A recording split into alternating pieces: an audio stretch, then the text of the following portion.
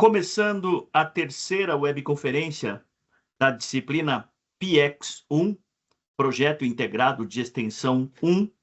Eu sou o professor Rodrigo Pissetti, professor tutor dessa disciplina. Estamos no dia 2 de setembro. Lembrando que, na nossa disciplina, o aluno precisa desenvolver um relatório de pesquisa.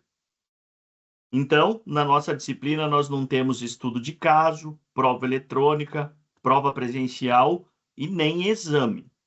A gente tem um relatório de pesquisa que ele é entregue em duas partes. A primeira entrega, programada agora para o dia 4, né? Daqui a 2 dias, é a entrega de uma parte do relatório. E aí o relatório completo, ele deve ser entregue no final deste mês. O relatório de pesquisa em formatação ABNT, ele deve descrever, ele deve comprovar que na cidade onde o aluno mora tem um problema, tem uma necessidade e pode ser resolvida, pode ser amenizada no PX 2. Então, agora a gente só está levantando, a gente está fazendo um diagnóstico de um problema. Esse problema ou necessidade, para a segunda entrega, não do dia 4 agora, para a entrega do final do mês de setembro, o aluno precisa contextualizar com pelo menos uma meta dos ODS da ONU, dos ODS que a Escola de Gestão trabalha. Vocês têm esses ODS, são 5 ODS lá nos vídeos gravados pela professora Adriana. Se eu não me engano, é a aula 2 e a aula 3. Vamos lá, então. Entre 4 e 6 de setembro, então depois de amanhã, dia 4, começa o período, né? 4 a 6, vocês devem postar em PDF um texto, ele é redigido e formatado com normas da ABNT. Então, é um texto acadêmico científico, que a gente chama, com informações da sua cidade, informações socioeconômicas, ambientais do município onde você mora. E essa entrega de agora vai valer 3 pontos. E a entrega que deve ser feita do dia 28 a 30 de setembro é o relatório de pesquisa completo. Aí você recebe 7 pontos. Ou seja, o peso é 7 pontos, né? O máximo de nota que o aluno recebe é nota 7. E nessa entrega de agora, de 4 a 6 de setembro, a nota máxima que o aluno atinge são 3 pontos, tá? Lembrando, então, essa primeira entrega, você não está falando dos objetivos do desenvolvimento sustentável. Nessa primeira entrega, de 4 a 6 de setembro, são apenas as características da sua cidade. A gente não está falando dos ODS.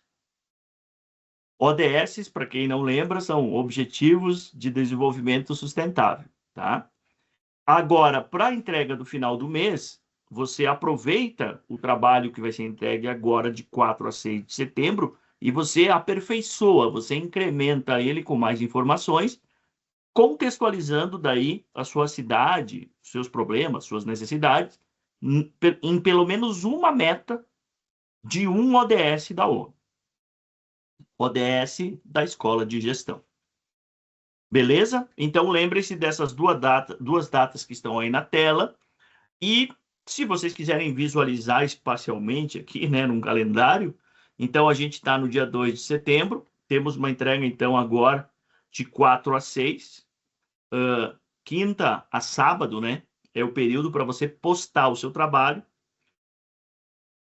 com as informações da sua cidade. E depois a entrega final do relatório de pesquisa completo, ele é entre 28 e 30 de setembro, os últimos dias do mês de setembro. Por que a gente concentra as nossas atividades de PX 1 nos meses de agosto e de setembro? Porque vocês estão matriculados em PX 2 também. E PX 2, vocês têm ali os meses de outubro e novembro para fazer. O PX 2 não é um relatório de pesquisa, não é nada em formatação ABNT. No PX 2, você pode fazer um vídeo, você pode fazer um podcast, você pode fazer uma revista eletrônica, um perfil numa rede social, amenizando, tentando resolver o problema que agora em PX 1 você está mostrando. Então, PX 1, você identifica um problema. Vamos supor, você descobre que na sua cidade os empreendedores não têm investido e usado a inovação como um diferencial competitivo. Então, você comprova no relatório de pesquisa que você entrega agora no final do mês de setembro. No mês de outubro e novembro, o seu PX 2 vai ser um material multimídia, audiovisual, um blog, uma cartilha de sensibilização voltada a esse empresário, a esses empresários que não estão investindo em inovação. Você vai ensinar para eles, ou você vai conscientizar eles de quão importante é a inovação nas empresas, sejam empresas grandes, médias ou pequenas. Tá claro? Então, outubro e novembro, você tenta resolver aquele problema que você apontou em agosto e setembro. Beleza? Eu postei para vocês nos avisos da disciplina, e quando vocês entram na página de PX1, vocês veem essa ilustração que está aí na tela. É uma ilustração aí que tem 5 ícones, né? É um lembrete. Isso aqui é tipo um checklist, assim, para essa primeira entrega. O que você precisa fazer? Então, a gente desenvolveu de forma ilustrada aí um lembrete, tá? Lembrando, hein? Não é para entrega final de PX1, do finalzinho de setembro, que é o relatório de pesquisa. Eu estou falando da entrega agora do dia 4 a 6, né? Então, vamos ver cada um desses ícones que estão aí na tela. Primeiro, você está cumprindo com a estrutura do trabalho? Lembrando que nós temos aquela estrutura. Você tem que falar da história e cultura da sua cidade, população, geografia e meio ambiente, economia, emprego, o IDHM, o Gini. Tudo isso a gente comentou na webconferência 1 e na webconferência 2. Inclusive, a webconferência 2 da nossa disciplina, eu falei bastante da formatação e da redação de texto. Mas reflita um pouco. O trabalho que você vai postar agora, entre 4 e 6 de setembro, né? Depois de amanhã até sábado. Você está respeitando essa estrutura? Ah, Rodrigo, história da minha cidade, eu posso escrever 3 páginas. Não, não precisa ser 3 páginas. Pode ser meia página, consistente, né? Lógico que eu não estou contando figuras, né? Você começa a colocar figuras, o seu trabalho vai ficar gigante. Mas estou falando em texto, né? Eu até postei também para vocês um exemplo do arquivo a ser entregue agora de 4 a 6. Inclusive, vocês podem até se inspirar ali pelo número de linhas, número de páginas, né? Pessoal, tem que respeitar essa estrutura. Se você não falou da economia, não falou do emprego, não falou do IDHM, você vai receber uma nota menor, né? Então, isso aqui é critério de avaliação. Você precisa respeitar essa sequência e essa estrutura que está aí na tela. E é o que está dizendo aqui no nosso infográfico, né? Primeira coluna, o primeiro ícone. O texto acadêmico científico ele deve respeitar essa estrutura. Essa estrutura que está aqui na tela. O segundo ícone do nosso infográfico diz: você precisa usar fontes que tenham credibilidade. Ah, Rodrigo, eu estou pegando da Brasil Escola. Isso não é uma fonte científica de informações. Ah, eu estou pegando do blog Me Poupe. Não, isso não é uma fonte de pesquisa imparcial, séria, isenta. É uma fonte comercial. Mesmo quando a gente utiliza notícias, Portal G1, CNN, Band News, as notícias dos veículos de comunicação, elas têm uma certa tendência, né? Afinal de contas, eu tenho patrocinadores desses veículos de comunicação. Então, essas fontes que estão aqui no nosso infográfico, eu também postei para vocês nos avisos. O IBGE, o Atlas Brasil, o Observatório Social do Brasil, o IPS Brasil. Pessoal, só com o que está aqui na tela, eu garanto que vocês fazem um trabalho excelente. Você precisa diversificar as fontes. Ah, eu vou pegar tudo lá da fonte do IBGE. Não. Aí seu trabalho é uma cópia do IBGE. Você precisa combinar fontes diferentes de informação para falar do seu município, né? O plano diretor da sua cidade, o IPEA. Isso que vocês estão vendo aqui na tela, eu postei para vocês nos avisos da disciplina e mostrei também na primeira e na segunda webconferência do PIEC Zoom, tá? Ao lado de cada informação que você coloca no seu texto, você precisa colocar de onde a informação foi tirada. Então, vamos lá. Eu estou falando aqui da história de Planalto da Serra, no Mato Grosso. O distrito foi fundado em 1980, pela lei estadual tal. Quem falou isso? A Assembleia Legislativa do Estado do Mato Grosso, 2025, porque esse documento que eu consultei foi um documento publicado em 2025. Em seguida, no mesmo parágrafo, eu tenho mais uma informação ali, que o município aí era inicialmente habitado pelos povos indígenas xinguanos, chavantes, entraram também os jesuítas espanhóis. Papapá. Quem falou isso? Anzai, 2008. Provavelmente isso aqui é uma dissertação de mestrado, uma tese de doutorado. Anzai é o sobrenome de quem escreveu essa tese, né? Então, vocês notaram que no mesmo parágrafo eu tenho duas fontes de informação distintas. Eu não peguei tudo da Assembleia Legislativa do Estado do Mato Grosso e não peguei tudo também dessa tese, dessa dissertação de Anzai. Eu combinei informações de fontes diferentes. No parágrafo seguinte, fala um pouquinho também da exploração do terreno, do território, das fazendas de gado. Quem escreveu isso? Agora você tem Marques, 2013. Então, vocês perceberam que nos primeiros dois parágrafos aqui de História e Cultura, eu tenho três fontes diferentes. Por quê? Porque se eu pegar tudo de uma fonte única, o meu trabalho vai ficar muito parcial, ele vai ficar com uma visão muito de um lugar só. Então, ao lado das informações, sempre eu preciso colocar as fontes, de onde eu tirei as informações. Lá no final do meu trabalho nas referências, eu preciso mencionar essas fontes. Assembleia Legislativa do Estado de Mato Grosso, Anzai, Anzai é o sobrenome, né?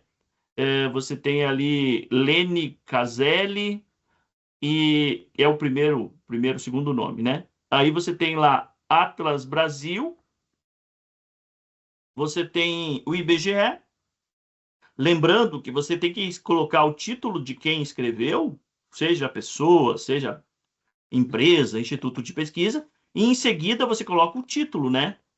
Missões de Chiquitos e Mochos e a Capitania de Mato Grosso. Então, esse é o título de um artigo científico publicado na revista Lusófona, né? Eu expliquei para vocês isso na nossa webconferência 2, tá? Não se entrega, tem que sempre ter o título, além do autor, o título, dados sobre a publicação, o ano, qual é a editora, a data que foi publicado, né? Na webconferência 2 eu expliquei para vocês. E não entreguem referências assim. Lá no final do seu trabalho, só os links que você consultou. Não. Esses links devem ser explicados, contextualizados, como está aqui. Beleza? Confiram lá a webconferência 2. Então, assim, não é um trabalho acadêmico científico.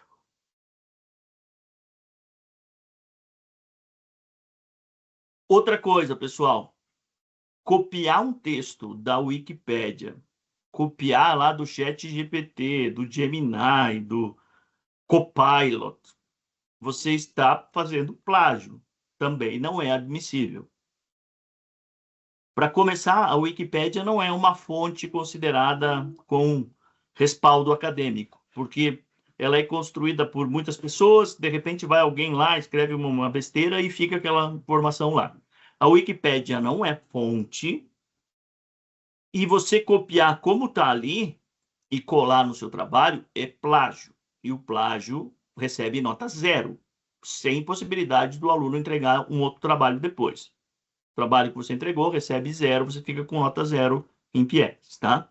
Então, não copiem da Wikipédia, inclusive, lembrando, né, a Wikipédia não tem como aqui as informações, a fonte das informações ao lado, né? A construção de um texto acadêmico-científico é diferente da construção de um texto para um blog, por uma notícia de um portal de notícias, justamente porque ao lado de cada informação tem a fonte de onde a informação foi tirada. Até porque essa informação pode estar errada, pode ter sido ultrapassada, pode estar imprecisa.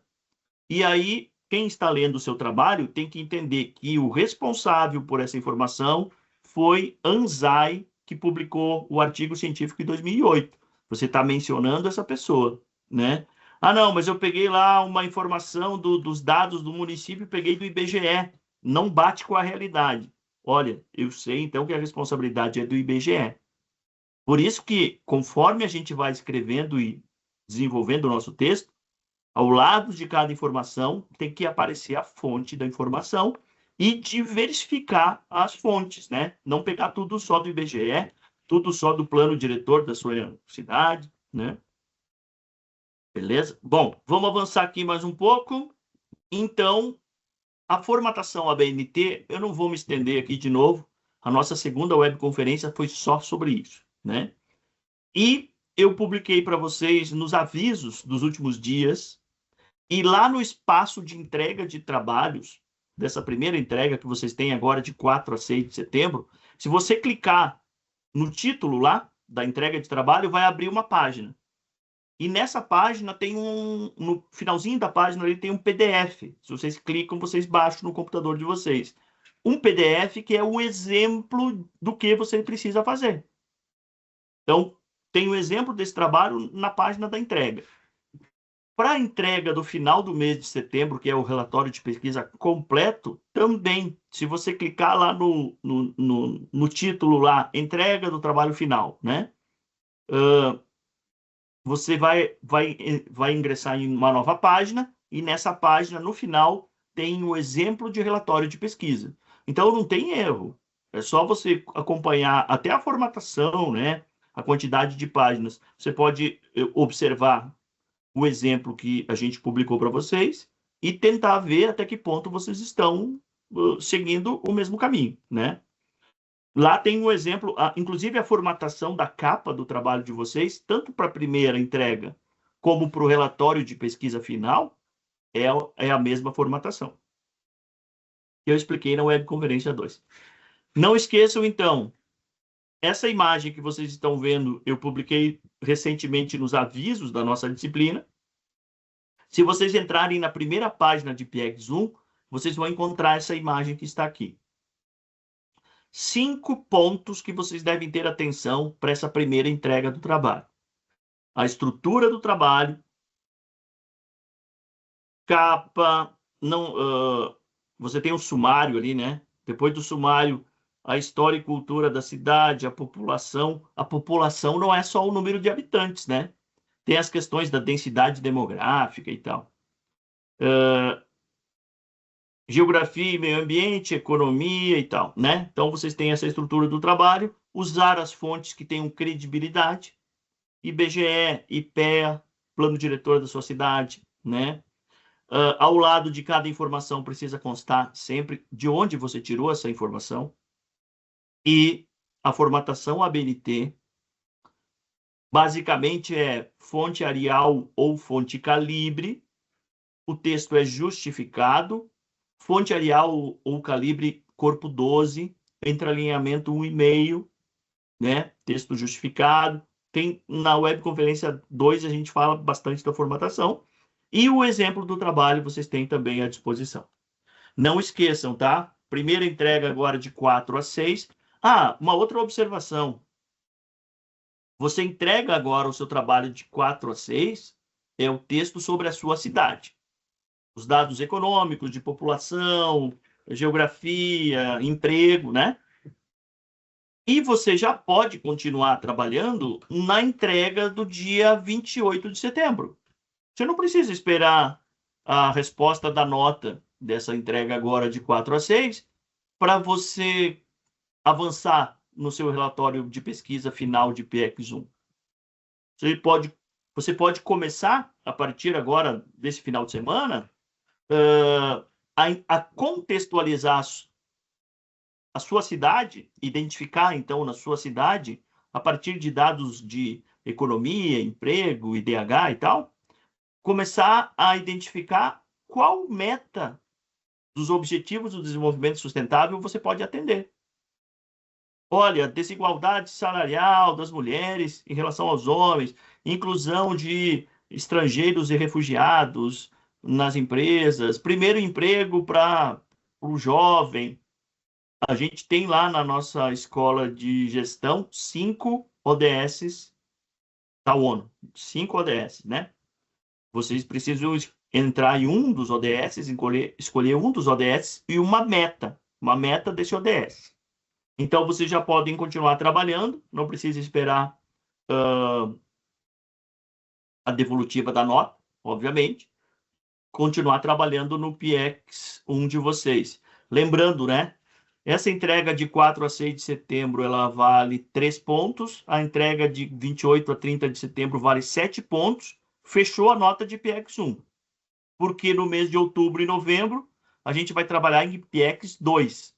É outro ambiente de aprendizagem, é outra disciplina que você está matriculado. Se você está matriculado em PX 2 neste semestre, que termina em dezembro, né? Vocês devem ter notado que a gente não tem muita movimentação nessa disciplina, PX 2. A movimentação lá vai começar em outubro, tá? Eu gravei um vídeo para vocês lá em PX 2. Alguns dos alunos não estão matriculados em PX 2, então vamos fazer o PX 2 só o ano que vem. O PX 1 a gente conclui em final de setembro.